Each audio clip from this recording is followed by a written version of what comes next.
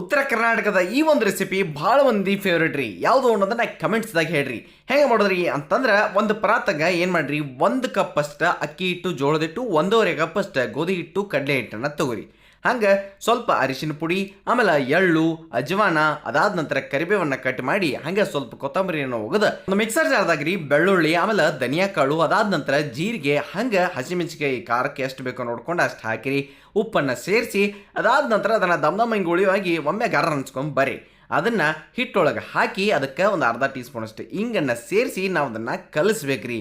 ಚೆನ್ನಾಗಿ ಕಲಿಸಿದಾದ್ಮೇಲೆ ಎಷ್ಟು ಬೇಕೋ ನೋಡ್ಕೊಂಡು ಅಷ್ಟು ನೀರನ್ನು ಹಾಕಿ ನೀವು ಅದನ್ನು ಬರಬ್ಬರಿಯಾಗಿ ನಾದಬೇಕ್ರಿ. ಡೀಟೇಲ್ಡ್ ರೆಸಿಪಿ ನಮ್ಮ ಯೂಟ್ಯೂಬ್ ಚಾನಲ್ದಾಗ ಐತಿ, ಲಿಂಕು ಬಯೋದಾಗಿ ಇರ್ತೈತ್ರಿ. ನಾದಿದ ಮೇಲೆ ಸ್ವಲ್ಪ ಎಣ್ಣೆ ಹಾಕಿ ಮೆದ್ಬೋದ್ರಿ. ಇದನ್ನ ಬೇರೆ ಬೇರೆ ರೀತಿ ಮಾಡ್ಬೋದು. ಅಂದ್ರೆ ಒಂದು ಸ್ವಲ್ಪ ದೊಡ್ಡದು ಒಂದು ಉಳ್ಳಿ ತೊಗೊಂಡು ಅದನ್ನು ಈ ರೀತಿಯಾಗಿ ಲಟಿಸಿ ಬಟ್ಟಲ್ಲೇನೋ ಬರ್ನಿಲ್ಲೋ ಕೊರೋದನ್ನು ಮಾಡ್ಕೊಳ್ಬೋದ್ರಿ. ಇಲ್ಲ ಸಣ್ಣ ಸಣ್ಣ ಉಳ್ಳಿ ಮಾಡಿ ಅದನ್ನ ಲಟಿಸಿ ಎಣ್ಣೆಗೆ ಕರಿತಂದ್ರೆ ಹಿಂಗೂ ಕರಿಬಹುದು. ನಿಮಗೆ ಯಾವುದು ಸರಳ ಅನಿಸ್ತೈತ್ರಲ್ಲ ಆ ರೀತಿಯಾಗಿ ಮಾಡ್ಕೋರಿ. ಹಂಗೆ ಉತ್ತರ ಕರ್ನಾಟಕದ ಈ ರೆಸಿಪಿಯನ್ನ ಟ್ರೈ ಮಾಡೋದು ಮರೆಯಕ್ಕೆ ಹೋಗ್ಬೇಡ್ರಿ. ಫಾಲೋನು ಮಾಡಿಬಿಡ್ರಿ.